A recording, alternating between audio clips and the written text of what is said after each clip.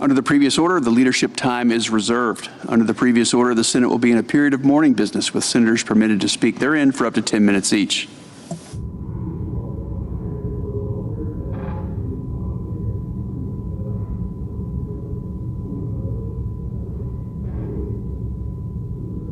Senator from Iowa. Thank you, Mr. President. On Thursday, I sounded the alarm as the lapse in government funding endangered food assistance for 42 million Americans rapidly approached. That was November 1st, the approach date. I called on Senator Schumer to end the partisanship and vote for a clean extension of government funding. 45 Democrats have opposed clean extension of funding 13 times. Republicans have voted for it 13 times. The Trump administration is putting a temporary Band-Aid on the program, tapping into emergency funds that will cover half a month of food stamps. Meanwhile, I've got Iowans calling my office, asking me where they can get food for their families. This is a sad commentary on the politics of a nation and a nation of abundance. I always say, you're only 9 meals away from a revolution. Just think, if you're a family, you got children, 3 days without any food, what action you might take if you can't properly feed them. We've seen those sorts of revolutions in other states or in other countries. So let's feed the American people with the bipartisan cooperation they deserve, and the bipartisan cooperation that has always been a part of the food stamp program. Because over decades ago, 2 famous senators, Dole and McGovern, in a bipartisan fashion, came up with the idea that why should we have people that are nutrition deficient in the United States when the federal government has warehouses full of plenty of food. So that's the basis for the food stamp program. We should continue that bipartisan cooperation. I hope the Democrats will wake up and give families a permanent solution to the government programs they rely on. Now, Mr. President, if I may continue, I want to speak about a couple judges that'll be before us this week. We'll be voting on a pair of highly qualified circuit court nominations. Despite the ongoing Democrat government shutdown, the Senate Judiciary Committee remains hard at work. We're continuing to hold hearings. We're continuing to advance strong judicial nominees like the 2 that I'm about to alert my colleagues to. The first is Joshua Dunlap for the U.S. Court of Appeals for the First Circuit. The second is Eric Tung for the U.S. Court of Appeals, Ninth Circuit. Both will make fantastic circuit judges, and I urge my colleagues to vote for them. As Maine Senator Collins detailed last week, Mr. Dunlap graduated first in his class from the University of Notre Dame Law School, and then served as a clerk on the U.S. Court of Appeals for the 10th Circuit. Since then, he's earned a stellar reputation as an appellate litigator throughout his decade-and-a-half tenure in the private practice of law.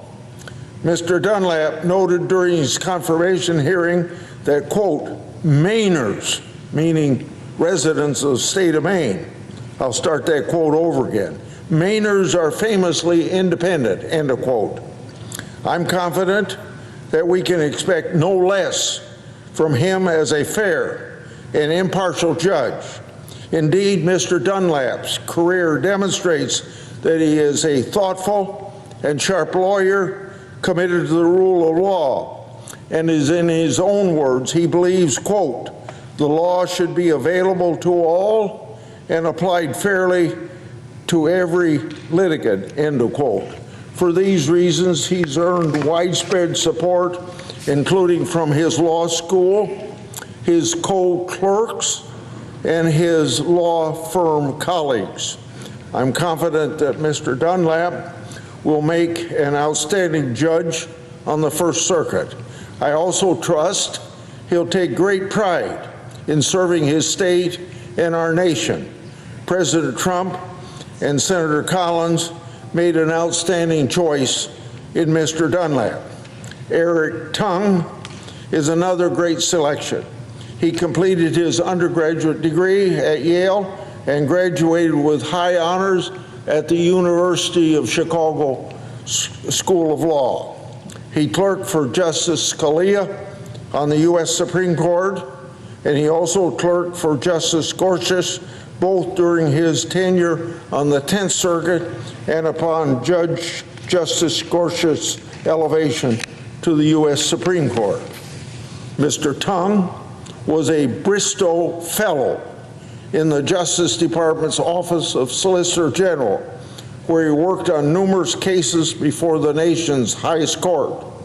During President Trump's first administration, he also worked as an assistant U.S. attorney in the Central District of California.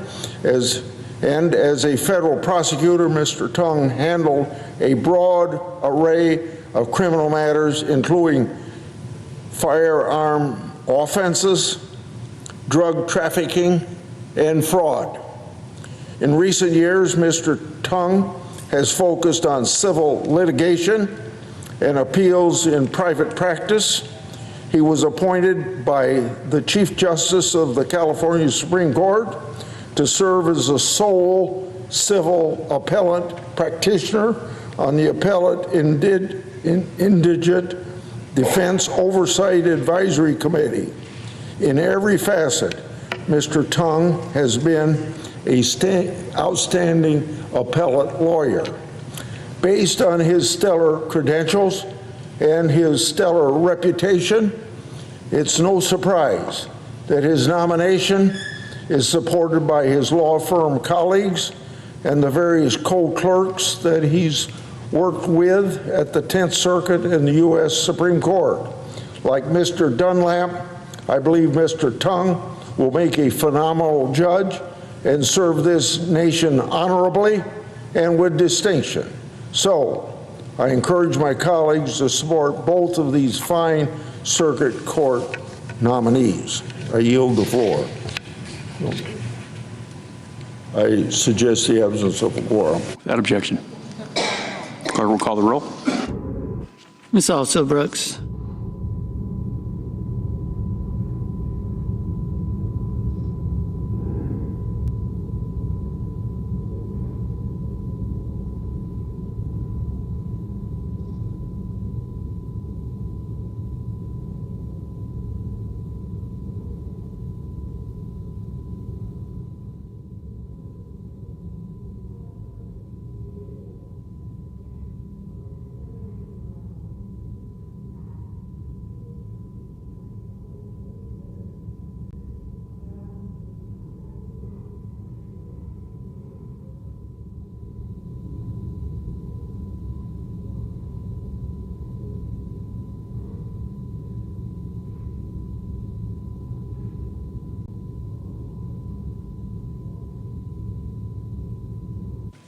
Mr. President.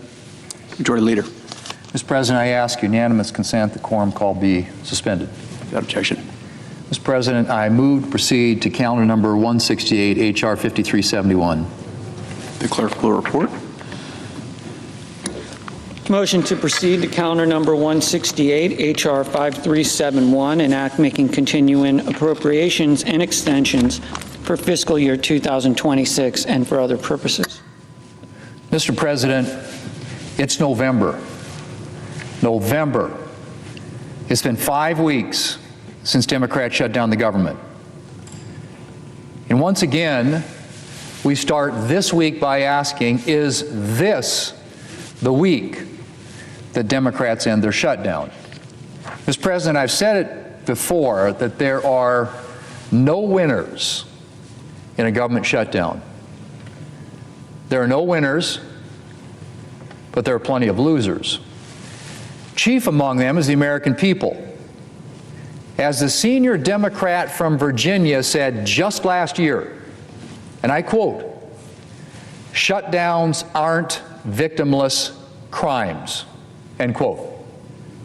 And after 5 weeks, Mr. President, the victims of the Democrat shutdown are starting to pile up. Military families have turned to food banks in significant numbers. And they're not the only ones. Food banks in this area and around the country have seen an influx of federal workers who are missing paychecks due to the shutdown.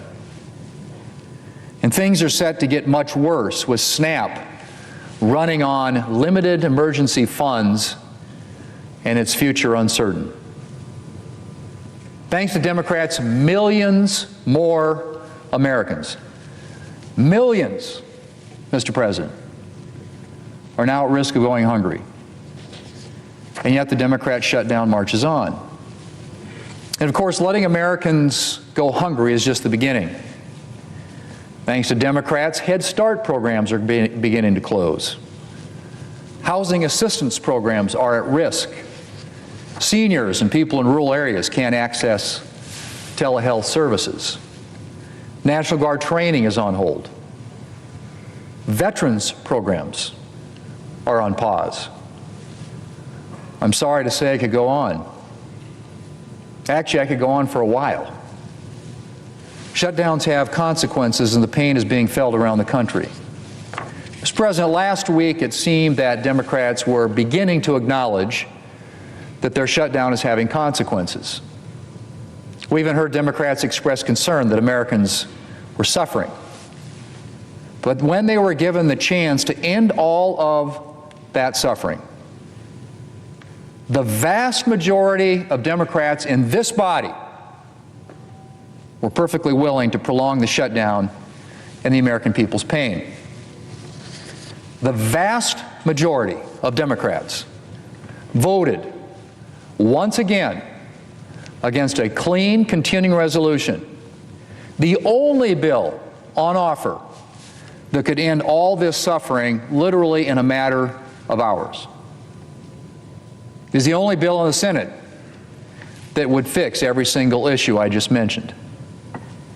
It would pay our troops, fund SNAP, Head Start, veterans programs, pay our staffers.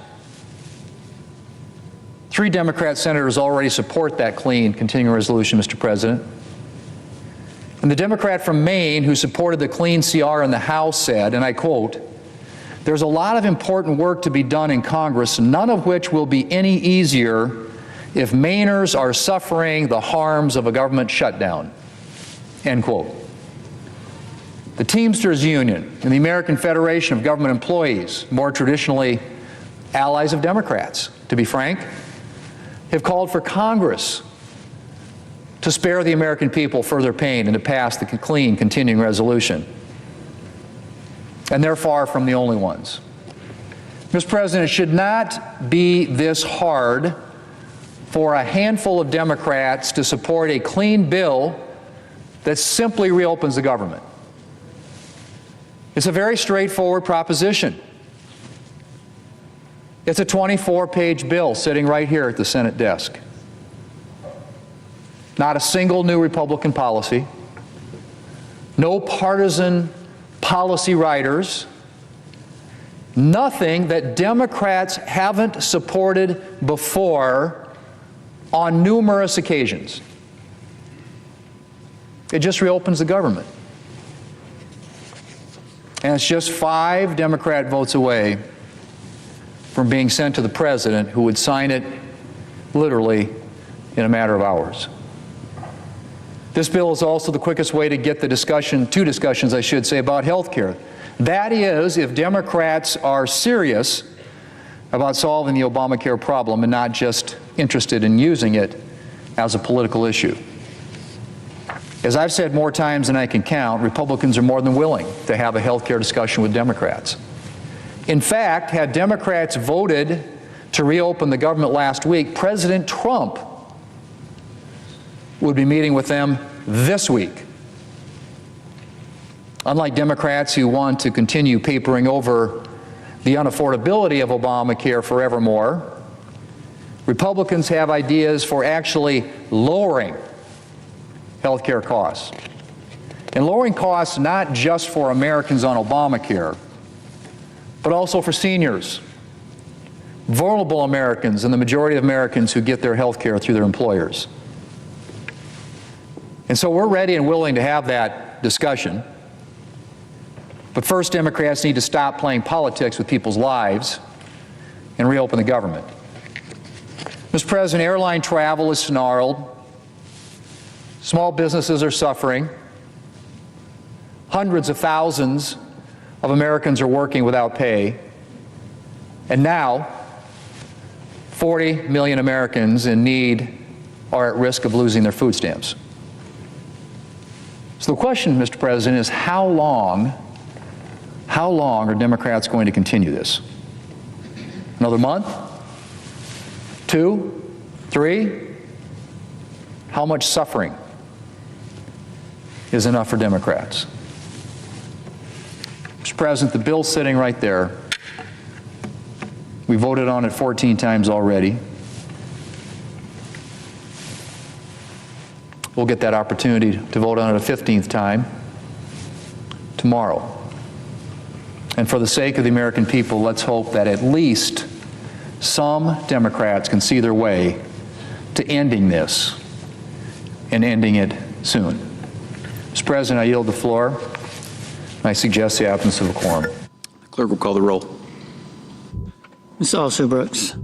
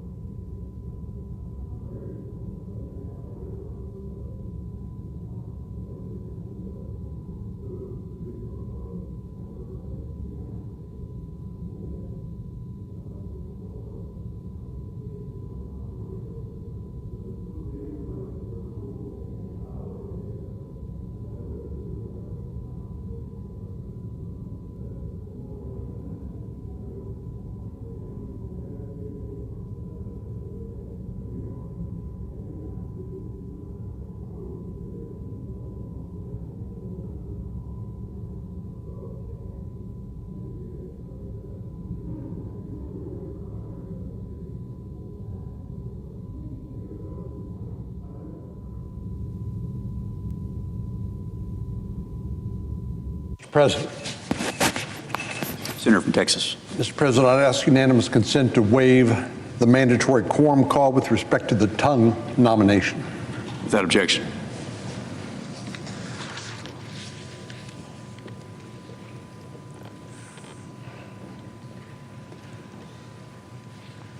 Mr. President, we are now over a month into a shutdown caused by the refusal of Senate Democrats to vote for a short-term stopgap spending bill that expires November the 21st. So much time has passed that we're now only 3 weeks out from that new deadline, even if they were to vote to pass this short-term funding bill that's passed the House of Representatives. This cannot be explained by logic or reason. This can only be explained by politics and by the Democratic leader's desire to keep his job and to survive in the next election. Because he's afraid of his own political party and that they will throw him overboard if he were to agree to a short-term stopgap spending bill, which we did 13 times when President Biden was in office. But we're also hearing that they want us to negotiate the expiring Biden COVID-era subsidies for the Obamacare exchanges. And since they want to talk about that, I would just reiterate what President Trump has said, what Speaker Johnson said, what the Majority Leader of the Senate has said. We're happy to talk about anything and everything you want to talk about once you reopen the government. But since Democrats brought it up, and since they still insist on keeping the government shut down, endangering people flying, causing enormous inconvenience at the International Bush Airport in Houston, there's a 3-hour wait for people to get simply through the security line at TSA. We know 42 million people have been denied access to supplemental nutrition, some of the most vulnerable people in our country. And we know federal government employees are not being paid, even though they are obviously working. I have not heard a single Senate Democrat saying, well, I'm going to withhold my pay during this shutdown, as those of us on this side of the aisle have done, including yours truly.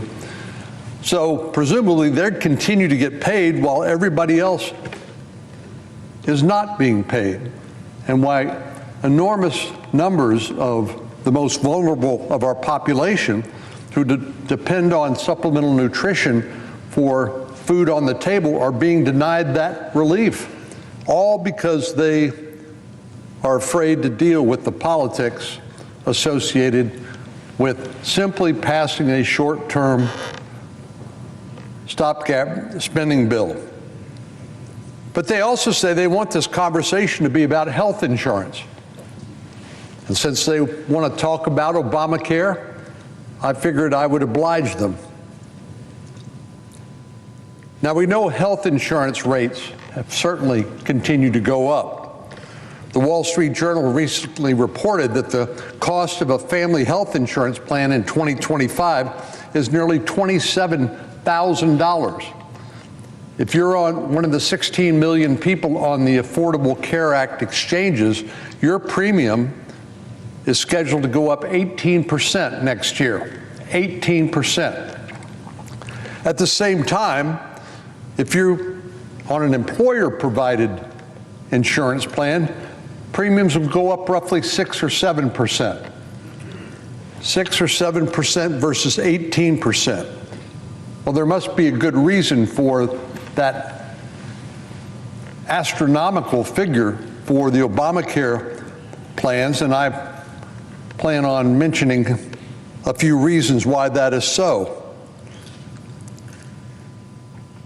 Well,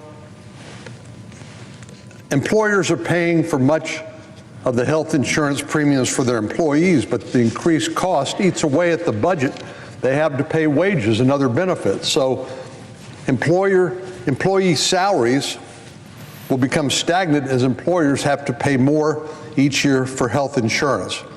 And for small businesses, the margin is even greater, or I say the margin should be smaller.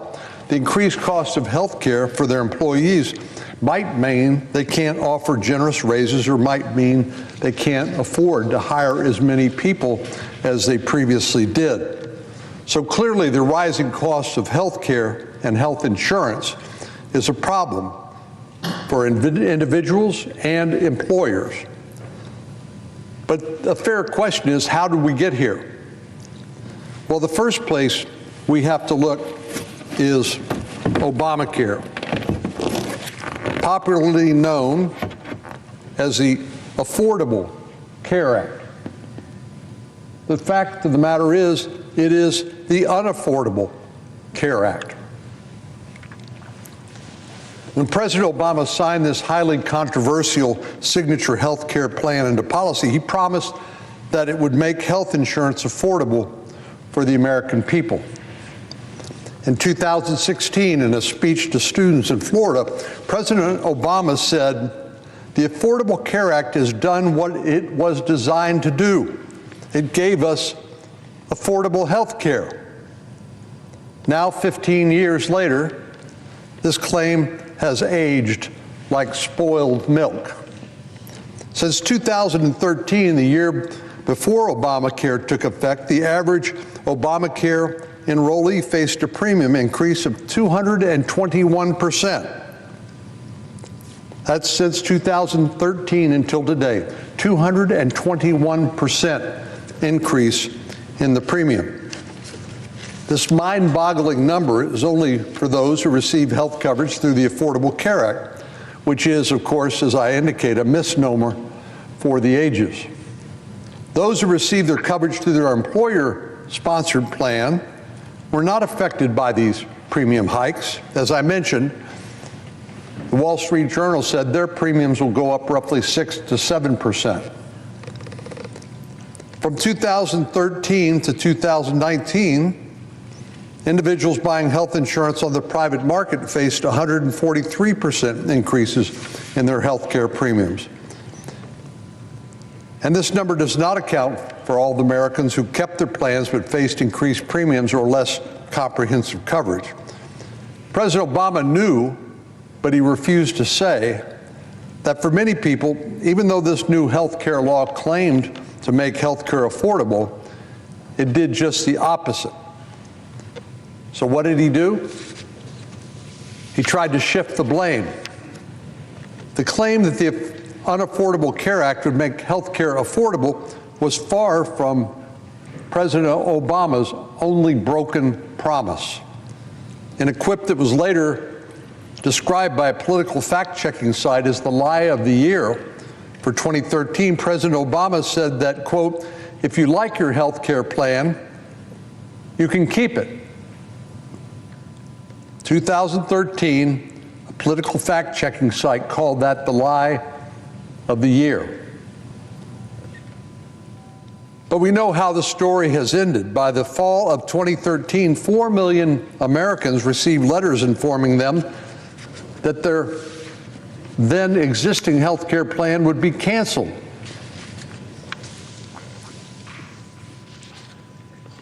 In the same 2016 speech, he said, "Now some people may say, well, I've seen my co-pays go up or my networks have changed, but these are decisions that are made by your employers. It's not because of Obamacare. They're not determined by the Affordable Care Act." Now that was a complete and utter abdication of responsibility for the disruption that Obamacare caused. And while it may be true that they were not directly determined by the Affordable Care Act, it is because of the Affordable Care Act that people lost their coverage, and thus they could not keep the coverage they had if they wanted it. Obamacare did not make health care affordable. It created a tangled web of regulations alongside of taxpayer-funded subsidies that ultimately only led to higher costs for taxpayers and those receiving care. The only party that stood to gain the benefit from the Obamacare chaos was the health insurance companies themselves. They've enjoyed a windfall as a result of Obamacare. By now, insurance companies have figured out how to use this muddled mess, that is the Democrats' health care system, to lobby for government subsidies, including the continuation of the expiring COVID-19 era subsidies that the Biden administration imposed.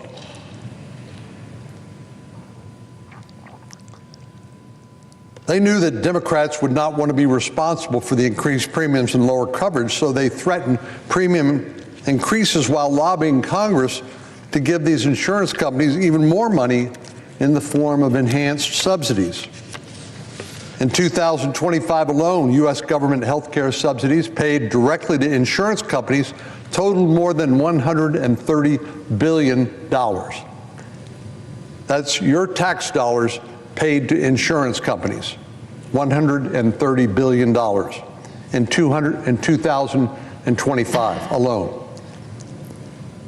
In some cases, these subsidies pay for phantom enrollees who are likely not even to know that they are covered by one of these policies.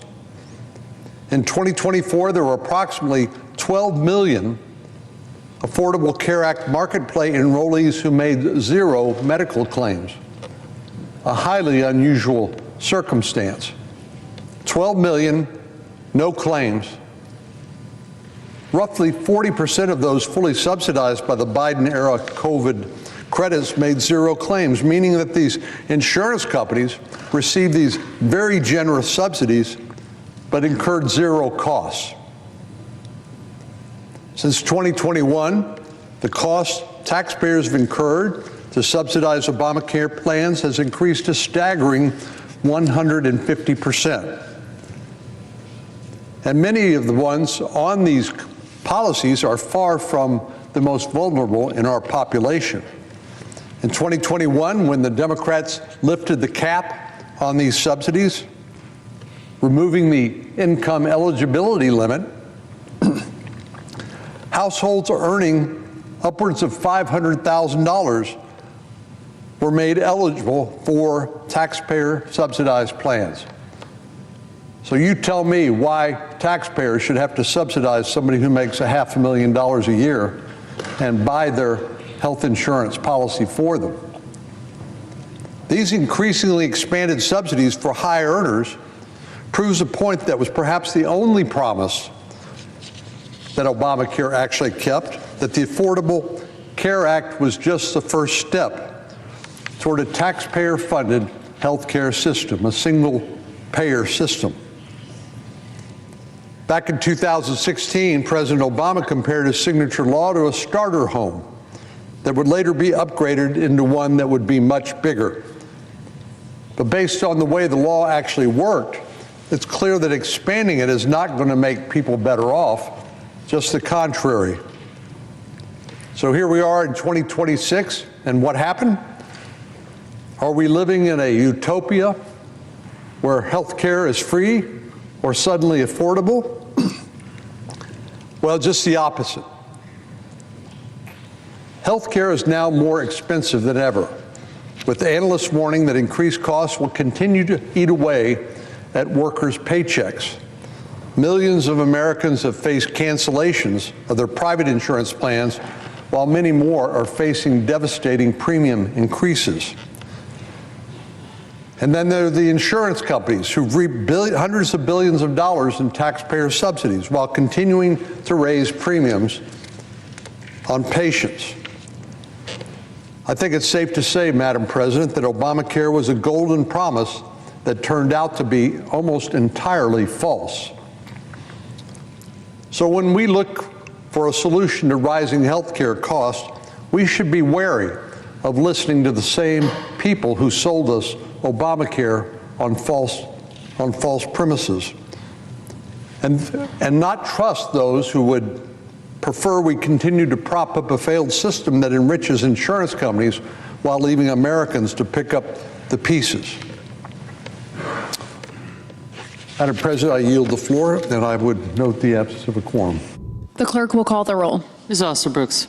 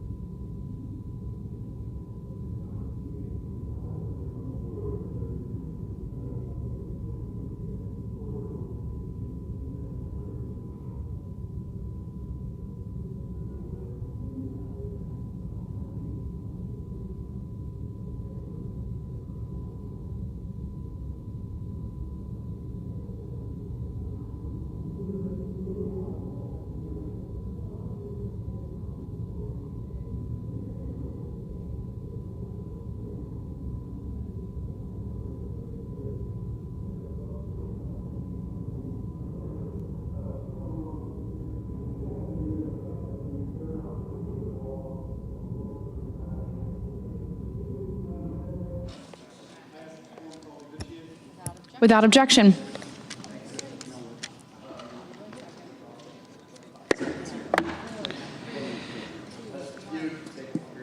The clerk will report the motion to invoke cloture.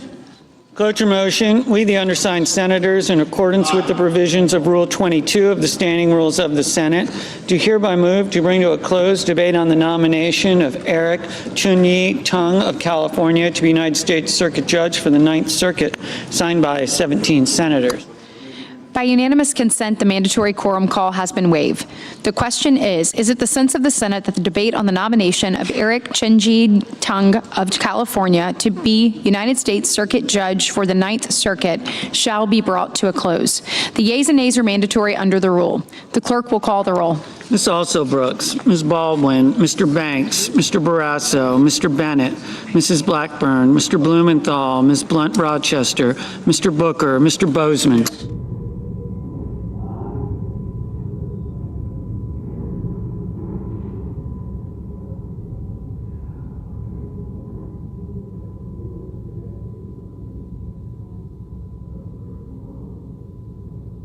Mrs. Brett.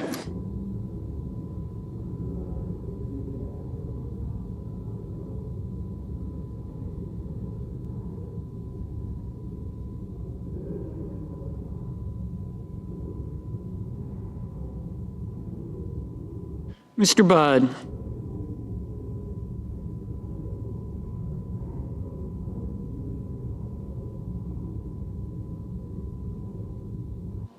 Ms. Cantwell. Mrs. Capito. Mr. Cassidy.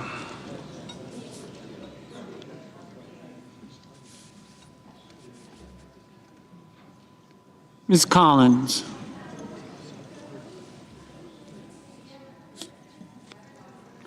Mr. Coons.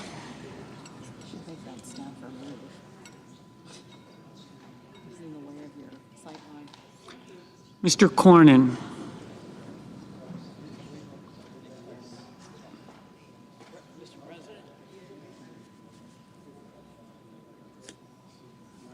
Ms. Cortez Masto. Mr. Cotton.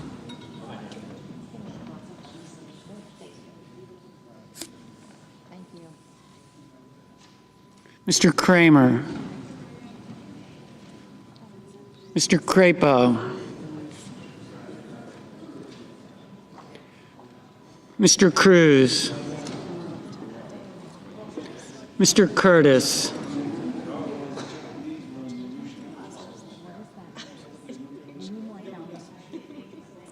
Mr. Daines.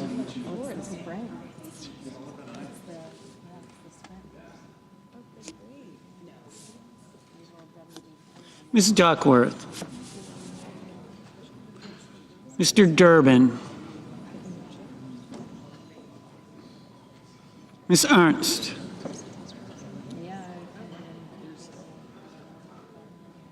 Mr. Betterman.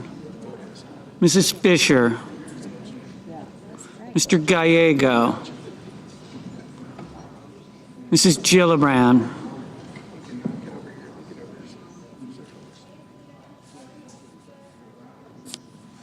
Mr. Graham. Mr. Grassley. Mr. Haggerty. Ms. Hassan. Mr. Hawley.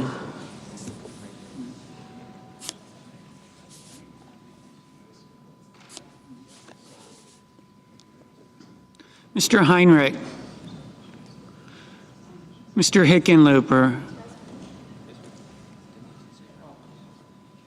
Ms. Hirono.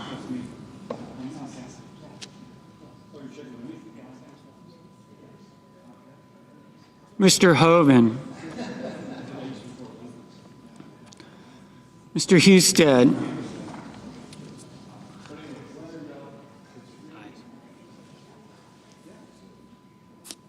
Mrs. Hyde-Smith.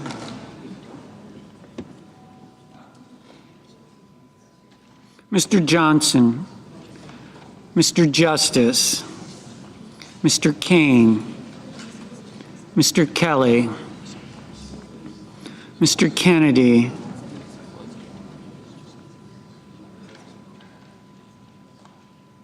Mr. Kim,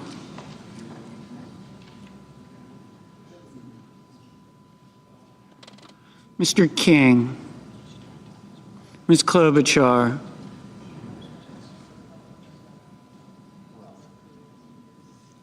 Mr. Langford, Mr. Lee, Mr. Lujan, Ms. Lummis,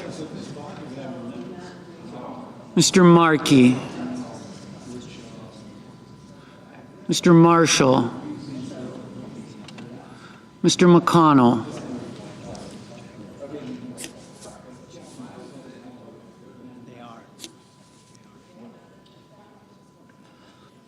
Mr. McCormick, Mr. Merkley, Mrs. Moody,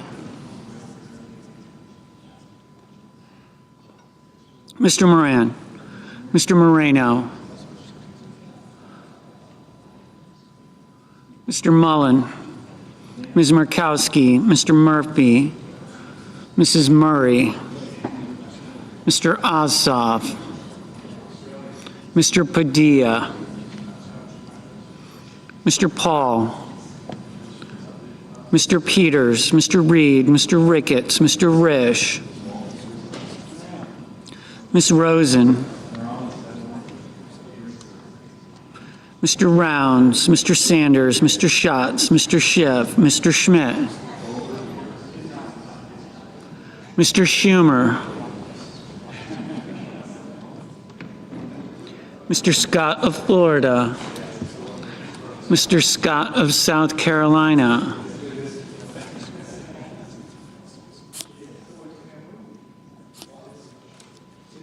Mrs. Shaheen, Mr. Sheehy, Ms. Slotkin, Ms. Smith, Mr. Sullivan, Mr. Thune, Mr. Tillis, Mr. Tuberville, Mr. Van Hollen, Mr. Warner, Mr. Warnock, Ms. Warren, Mr. Welch, Mr. Whitehouse, Mr. Wicker, Mr. Wyden, Mr. Young.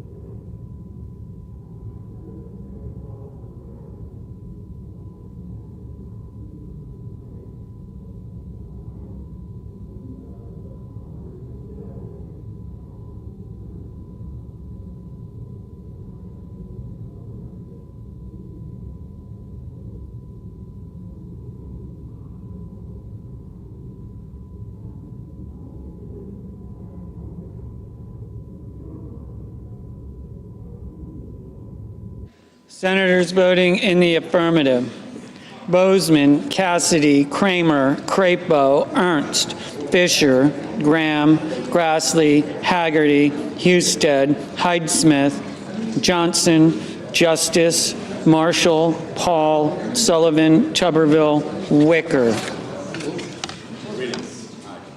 Mr. Moreno, aye. Senators voting in the negative: Also Brooks, Campwell, Gallego, Heinrich, Hirono, Reed, Warren, Welch.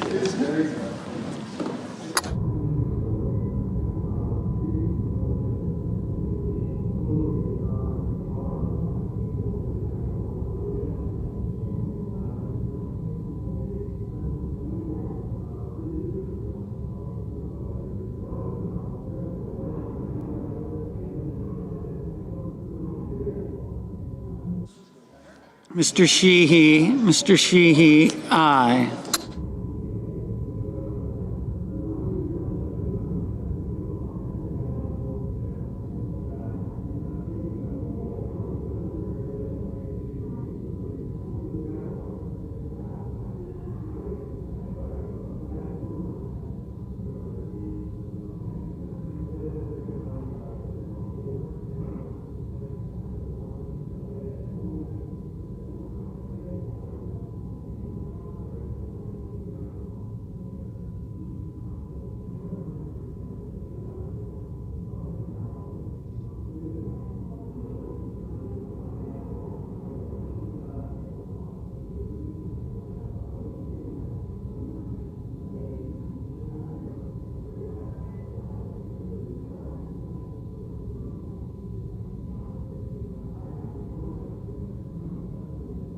Mr. Lujan, Senator. no.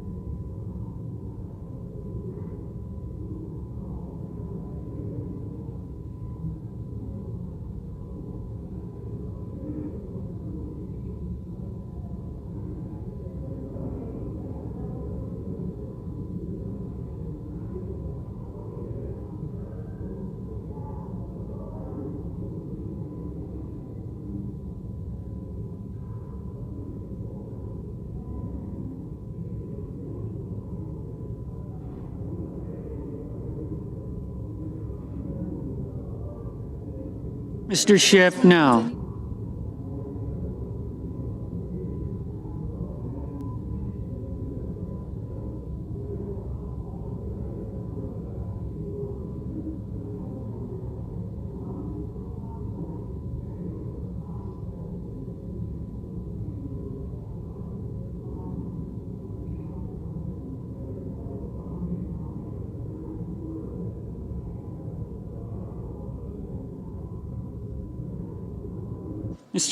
Mr. Kim, no.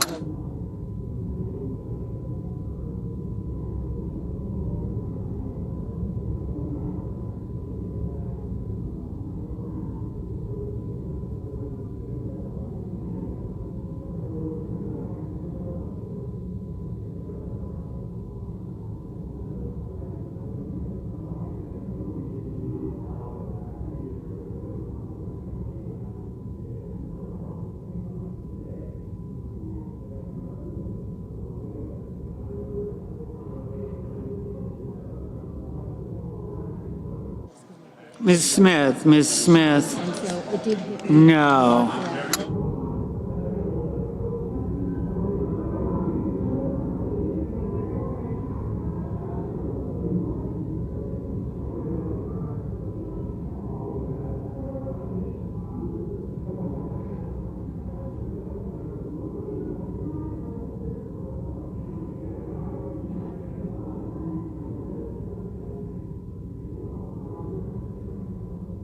Mrs. Moody, aye. Mr. Hoven, aye.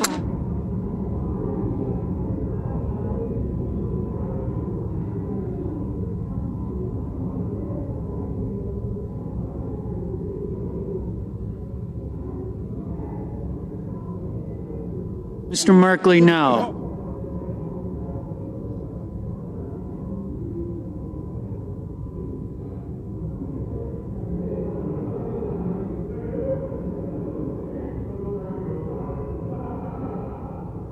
Mr. Langford, aye.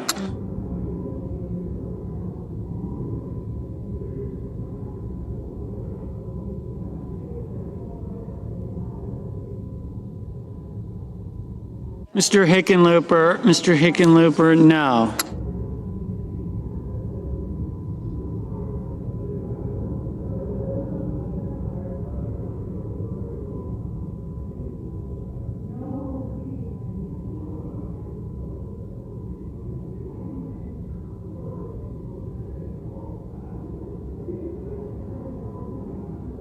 Ms. Murkowski, aye. It's stuck on here. Yeah, I was like, thanks. Mr. Banks, aye.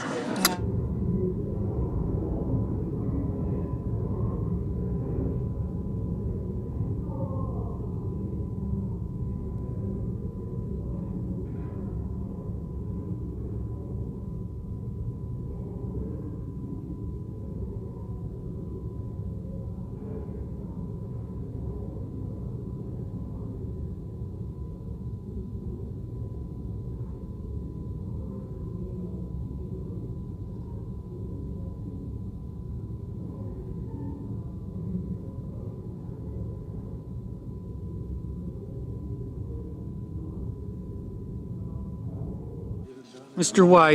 Wyden, no.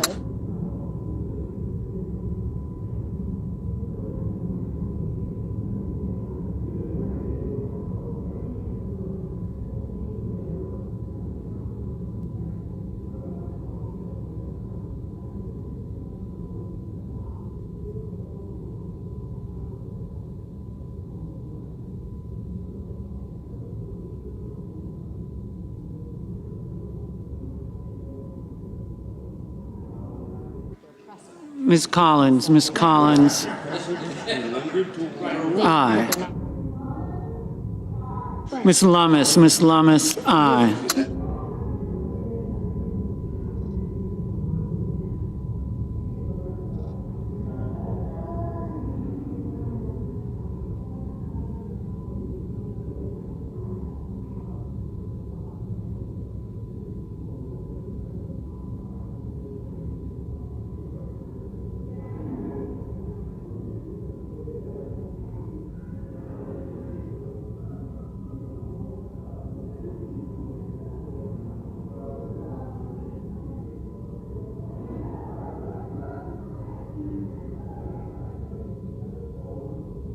Mr. Kennedy, aye.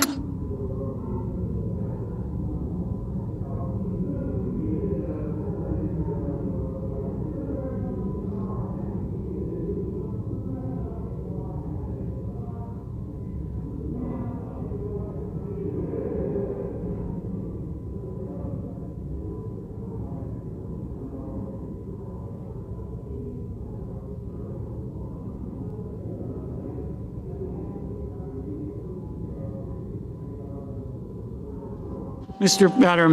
Fetterman, no.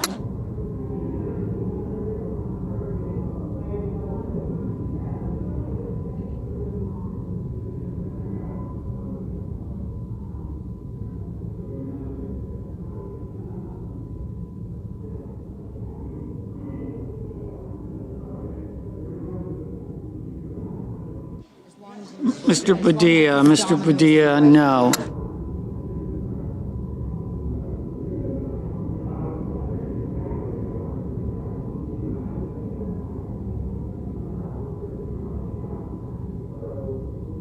Ms. Duckworth, no.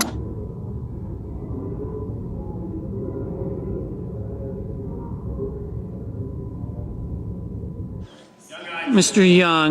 Young, aye. Mr. Scott of Florida, aye. Mr. Curtis, aye.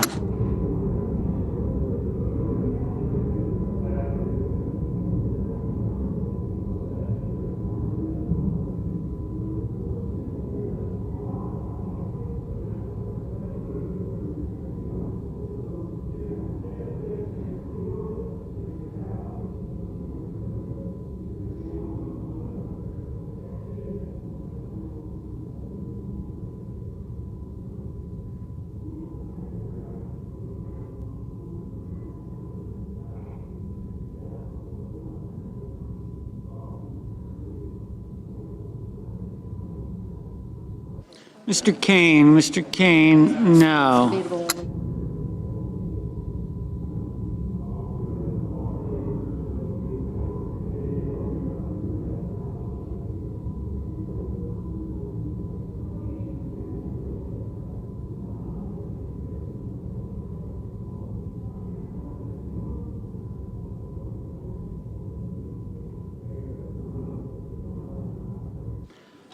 Mr. Rounds, aye.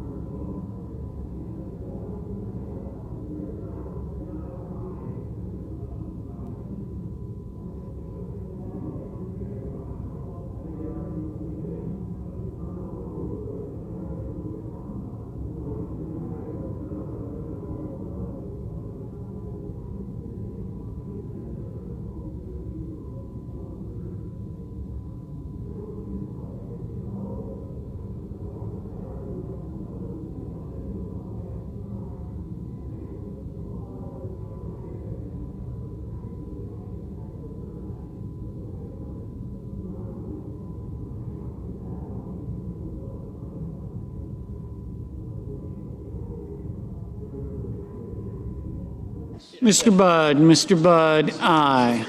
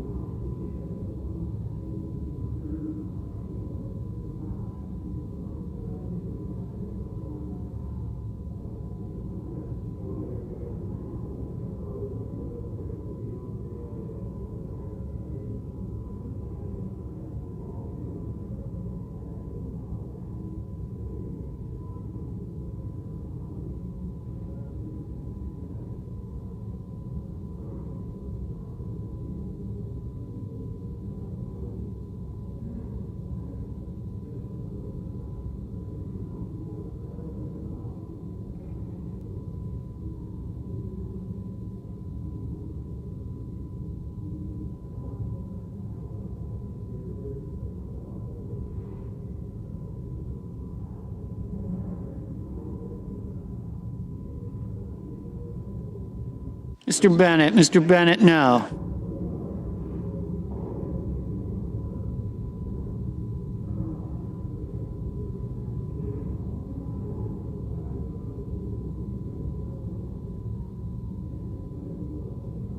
Downstairs if you want to trick or treat. Mr. Lee, aye.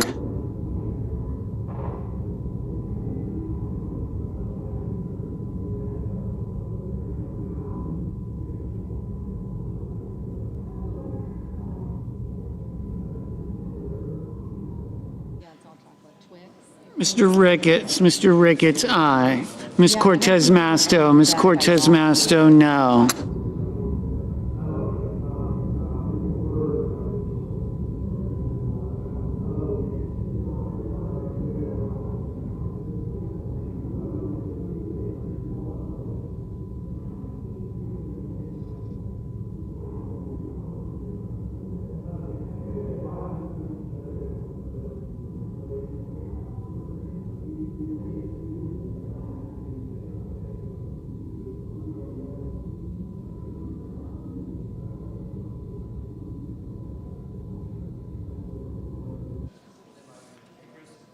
Mr. Coons, no.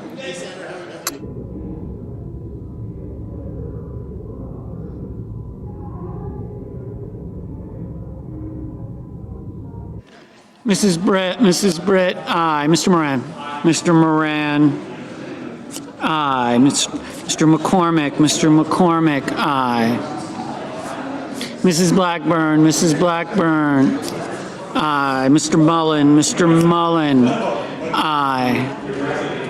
Mr. Barrasso, aye. Mr. Cornyn, aye.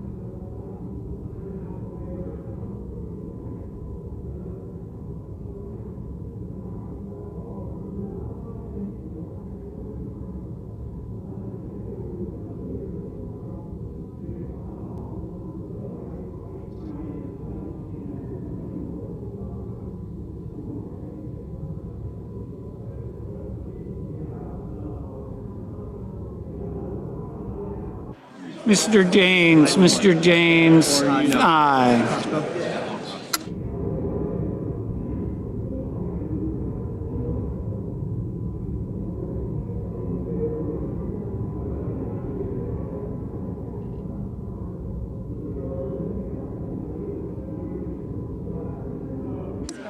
Mrs. Capito, aye.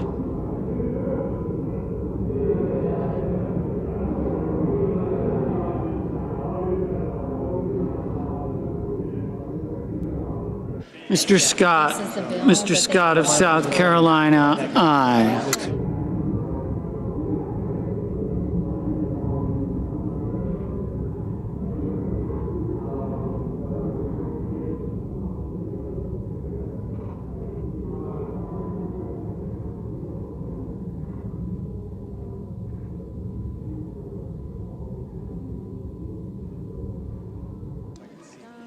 Mr. Hawley, aye.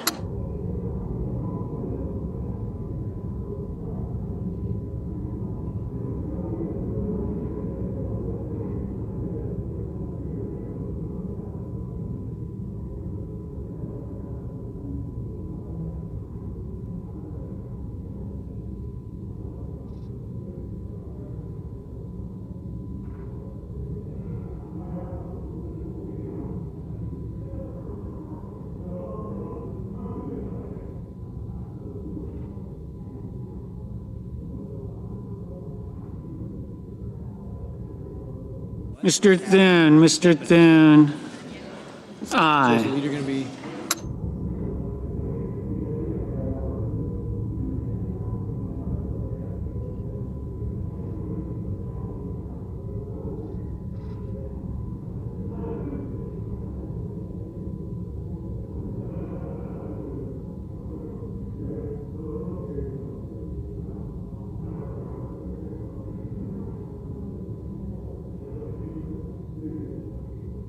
Mr. McConnell, aye.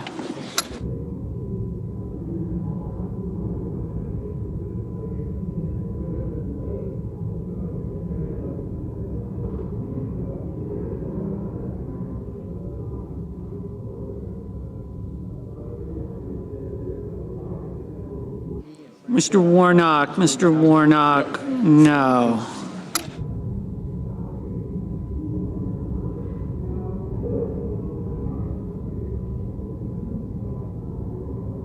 Mr. Schmidt, aye.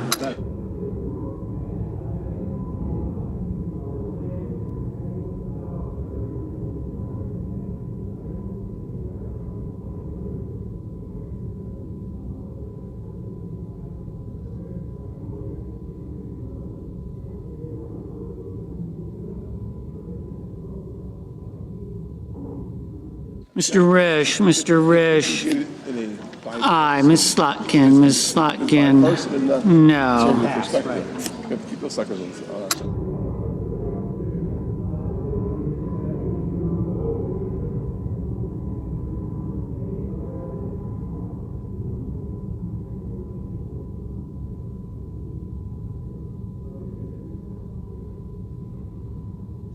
Mr. Van Hollen, no.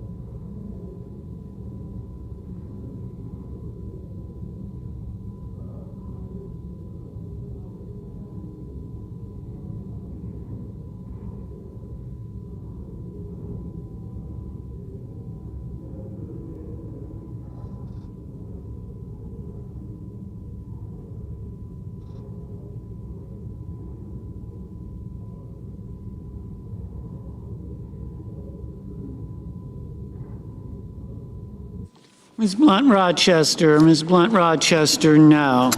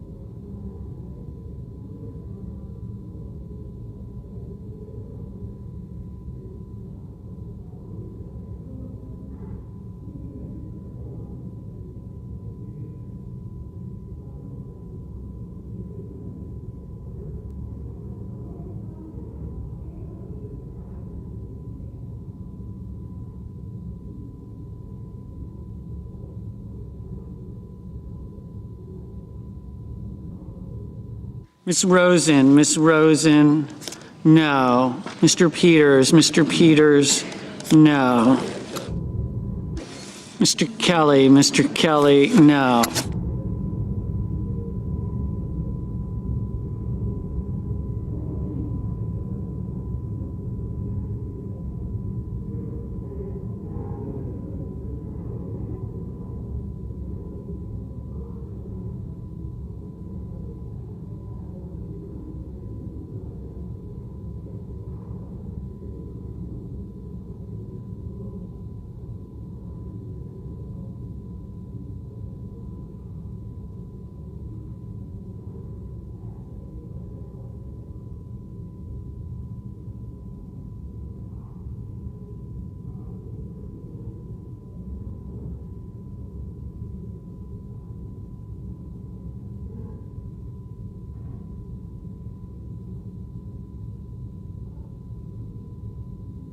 Mr. King,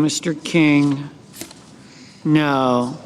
Mr. Blumenthal, no. Mr. Ossoff, no. Mrs. Murray, no. Mr. Sanders, no. Mr. Warner, no.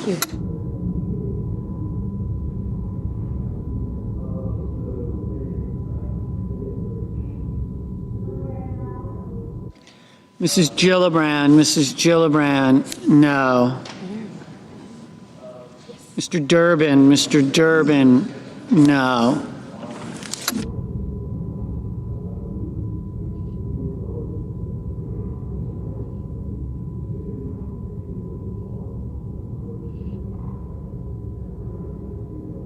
Mr. Cruz, aye.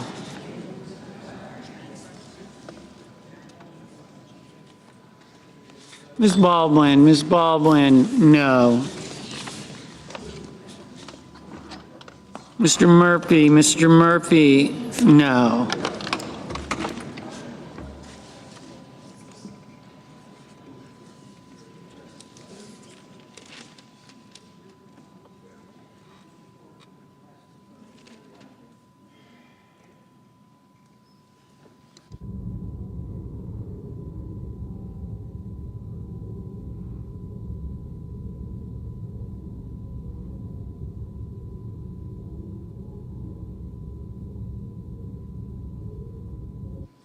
Mr. Schumer,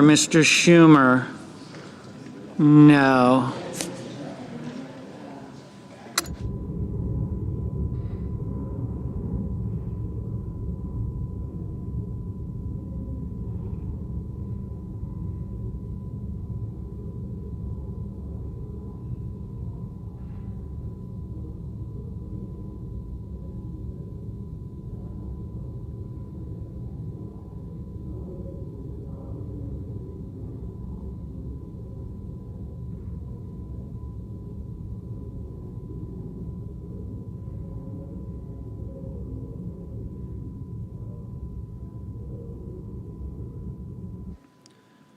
Ms. Klobuchar, no.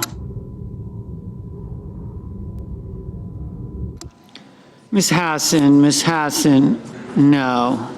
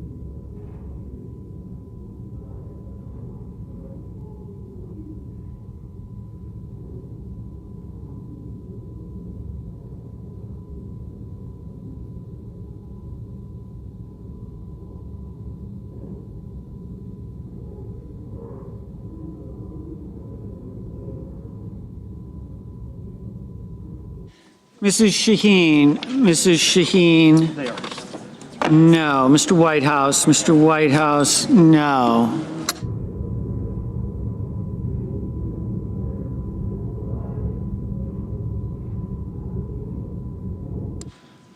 Mr. Markey, no.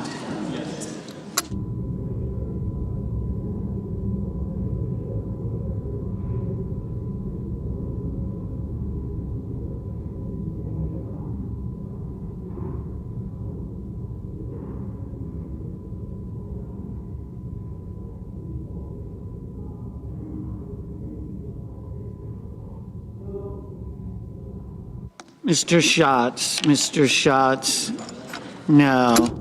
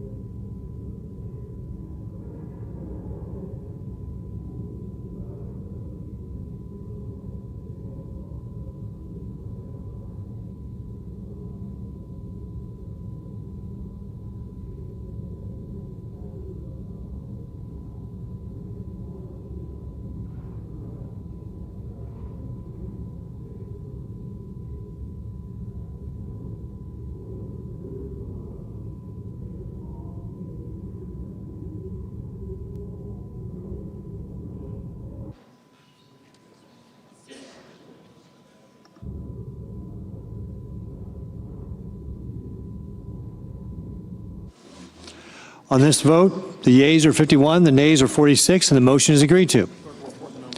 The clerk will report the nomination. The judiciary, Eric Chun-Yi Tung of California, to be United States Circuit Judge for the Ninth Circuit. Mr. President, I move to proceed to legislative session. Majority Leader, I move to proceed to legislative session. questions on the motion? All those in favor say aye. Aye. All opposed say no. Ayes appear to have it. Ayes do have it. The motion is agreed to. Mr. President, I move to proceed to executive session to consider executive calendar number 421. Questions on the motion? All those in favor say aye. Aye. Opposed, no. Ayes appear to have it. Ayes do have it. Motion is agreed to.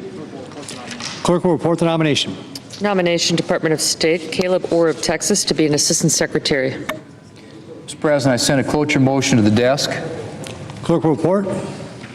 Cloture motion, we, the undersigned senators, in accordance with the provisions of Rule 22 of the Standing Rules of the Senate, do hereby move to bring to a closed debate on the nomination of Caleb Orr of Texas to be an Assistant Secretary of State, Economic and Business Affairs, signed by 17 senators as follows. Mr. President, I ask consent that reading the names be waived. Without objection. And I ask unanimous consent that the Senate resume legislative session and be in a period of morning business with senators permitted to speak therein for up to 10 minutes each. Without objection. Mr. President, I have one request for a committee to meet during today's session of the Senate. It has the approval of the majority and minority leaders. Duly noted. Mr. President, I ask unanimous consent that when the Senate completes its business today, it stand adjourned until 10 a.m. on Tuesday, November the 4th, following the prayer and pledge. The journal proceedings be approved to date, the morning hour be deemed expired, the time for the 2 leaders be reserved for their use later in the day, and the Senate be in a period of morning business with senators permitted to speak therein for up to 10 minutes each, and the cloture motion with respect to calendar number 168, H.R. 5371, ripened at 11:30 a.m. Further, that the Senate recess from 12:30 to 2:15 p.m. to allow for the weekly conference meetings, and at 2:15 p.m. the Senate execute the order of October 30th in relation to the confirmation of the Dunlop nomination. Without objection. Mr. President, if there is no further business to come before the Senate, I ask that it stand adjourned to the previous order following remarks of Senator Merkley. Without objection.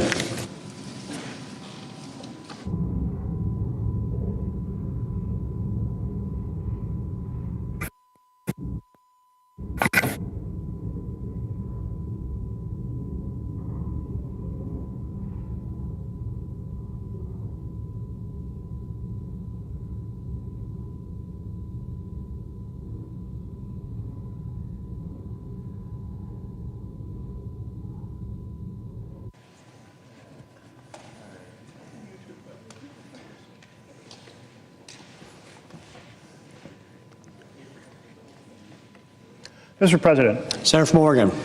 I ask unanimous consent to grant floor privileges to my interns on their shadow days, Flora Shaw on November 5th, 2025, Nida Nair on November 20th, 2025, and Maxwell Robin on December 4th, 2025. Without objection. Thank you very much, Mr. President. President Trump has developed a new MAHA strategy. Instead of Make America Healthy Again, his new strategy is Make America Hungry Agenda. He is weaponizing food against America's most vulnerable families. In my state of Oregon, that means cutting off food to 757,000 people, including 210,000 children and 130,000 seniors. Now, when you think about these numbers, they're hard to envision, but Oregon is roughly 300 miles from the northern border to the southern border. I-5 runs the entire length of the state. So if all of those individuals were lined up on the highway, they would be just 2 feet apart for 300 miles. And every third person, approximately, would be a child. That's the level of impact that we are talking about. When children go without food, the impact is pretty significant. There's the impact on their physical development. There is the impact on their mental development. And of course, if you're hungry, you can't learn a damn thing in school. So 3 ways of really hurting America's children, millions of American children. And Congress together, Democrats and Republicans, said this should never happen.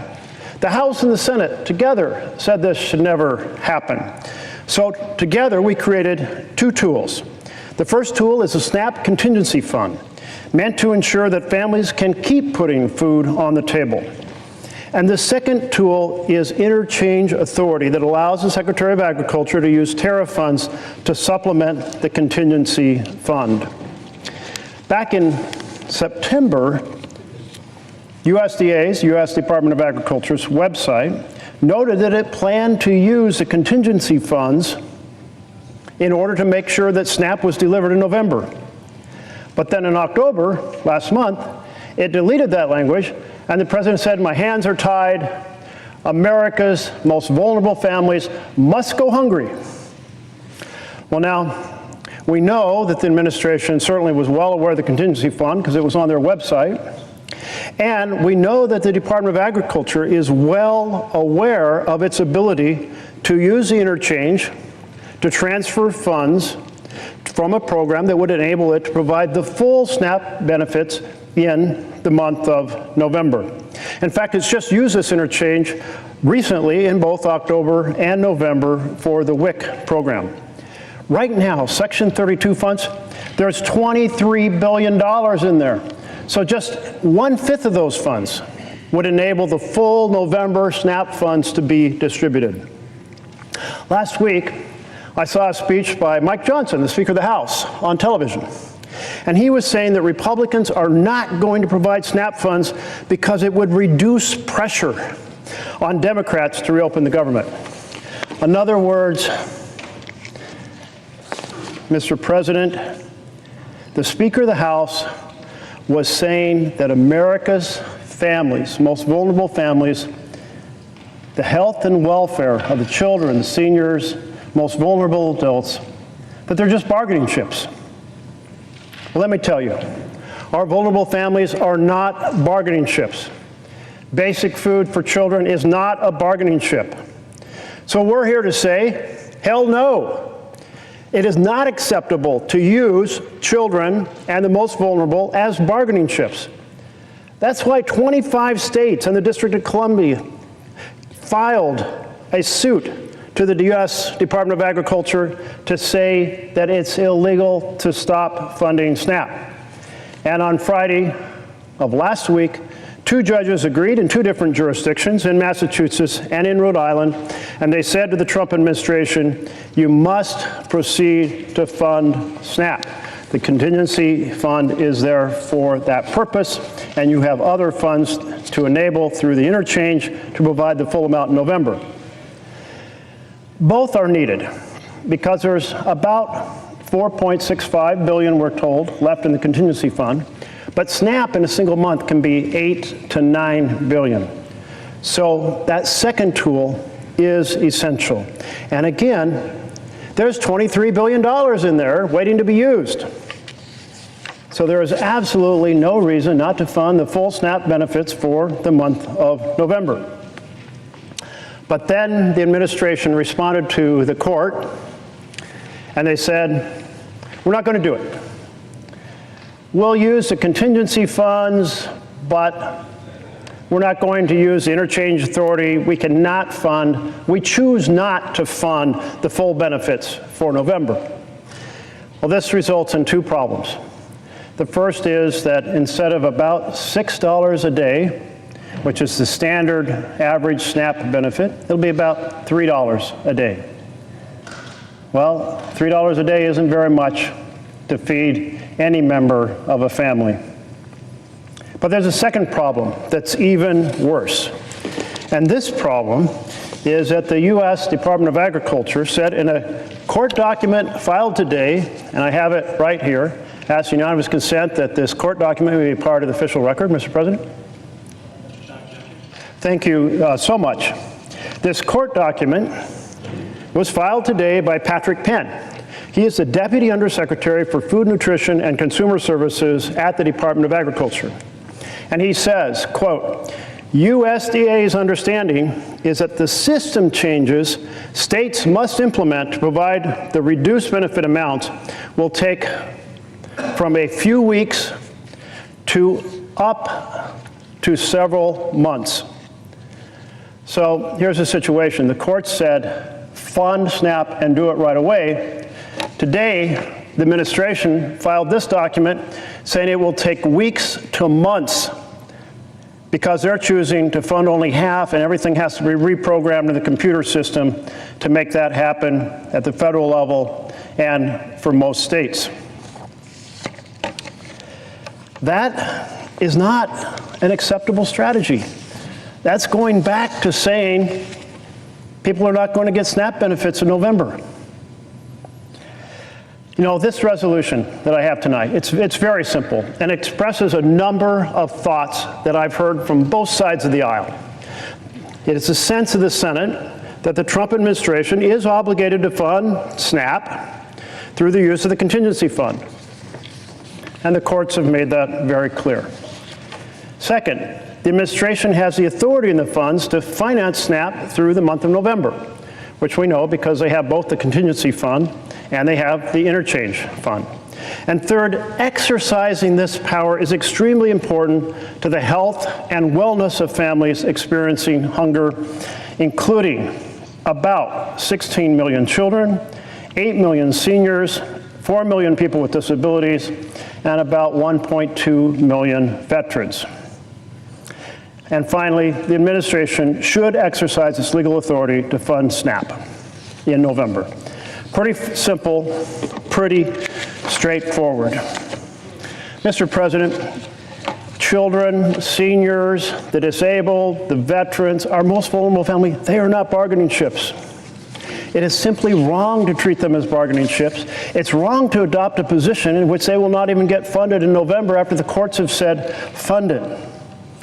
There is enormous damage that is done when children are deprived of food, to their health, to their mental development, to their physical development, to their ability to learn in school. And of course, there's damage done mentally and physically to all of the adults who are funded in this program. Food deprivation is not a correct strategy for any government in the United States of America. Trump's Make America Hungry Again agenda is wrong. It is immoral. There's just something that really seems like the United States is way off kilter when we have a president who's absolutely passionately excited about building a giant golden ballroom worthy of Louis XIV to feast, to dine and dance with billionaires and power brokers of the world, while letting, in fact forcing, America's children and vulnerable families to go hungry. I thank Senator Schumer and the other 44 or other additional 44 co-sponsors who have joined this resolution. I invited all 100 senators to join it. The 5 points are certainly ones that I've heard expressed on both sides of the aisle. Let's all together say fund SNAP, not weeks or months from now, but right now, so America's families in every state, regardless of how they're represented in this chamber, will benefit. Mr. President, I ask unanimous consent the Senate proceed to immediate consideration of my resolution, which is at the desk. Further, the resolution be agreed to, the preamble be agreed to, and that the motions to reconsider be considered made and laid upon the table with no intervening action or debate. Is there objection? Mr. President. Majority Whip. Mr. President, reserving the right to object. This isn't lawmaking.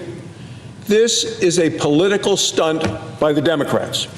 The resolution they're offering is empty. It is meaningless. Democrats shut down this government. Democrats have voted against reopening the government 13 times. Democrats are holding food assistance for 42 million Americans hostage, and they're going to do it again tomorrow. They're doing it tonight. Democrats knew their actions threatened food assistance. They were fully aware of it. This was organized and orchestrated in Chuck Schumer's office months in advance of the shutdown. The Department of Agriculture warned the Democrats weeks ago what was going to happen. So did local newspapers around the country. As a matter of fact, a newspaper in the senator's home state of Oregon reported, quote, "Food is the first thing to go." The Oregon paper went on to say, Oregonians brace for SNAP delays if federal shutdown drags on. And still, for 34 days, Democrats have voted time and time again to keep the government closed. Democrats hadn't voted 13 times to shut down the government, there wouldn't be these lines that we're seeing on television down and around the block at food banks all around the country.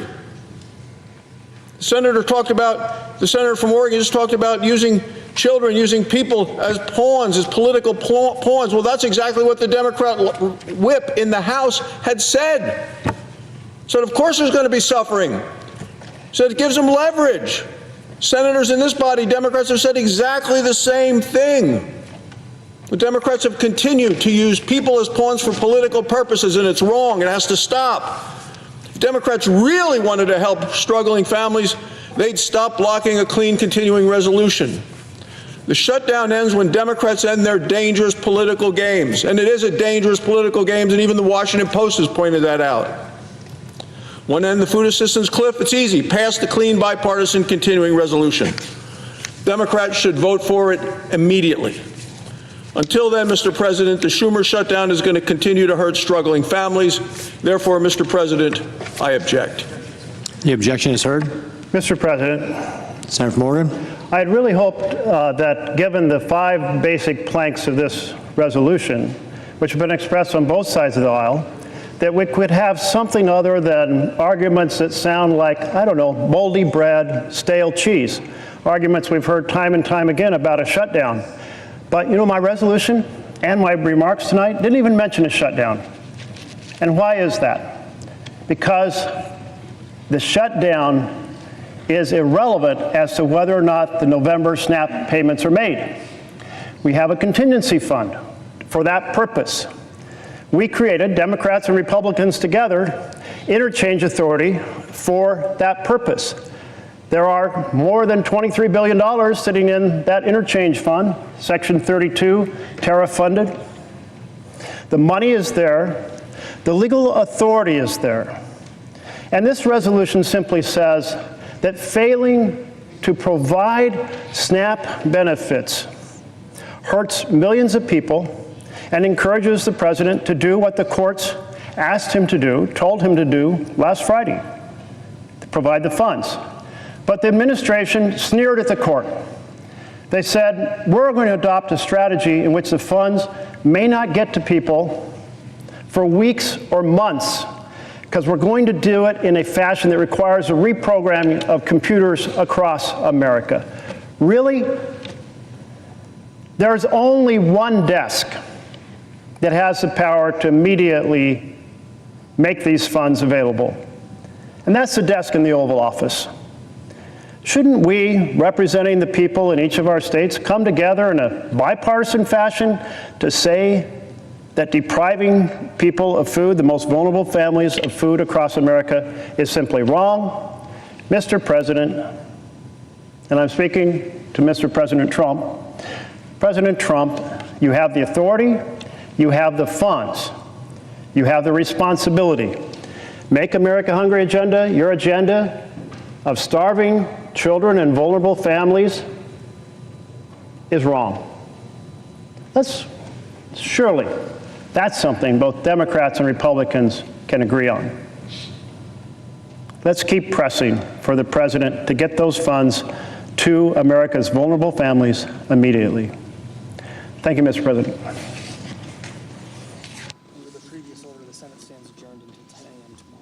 Under the previous order, the Senate stands adjourned until 10 a.m. tomorrow.